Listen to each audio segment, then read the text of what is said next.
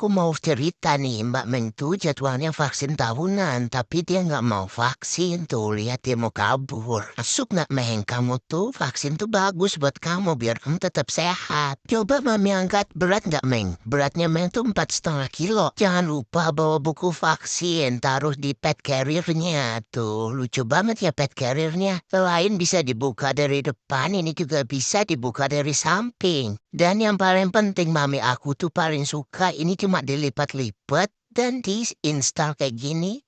Kau udah selesai dipakai, udah ditaruh dilipat lagi nggak makan tempat. Mami pergi dulu ya. Mbak Meng mau vaksin. Kamu nanti Agustus, oke? Oke? Yo, pergi sana. Kasihan deh lu, Meng. Pasti kamu stres ya di sana. Gimana nggak stres? Anak rumahan diajak naik mobil terus ke tempat klinik. Stres lah dia. Tuh, lihat di klinik dia mangap-mangap. Sekian, sabar ya, Meng.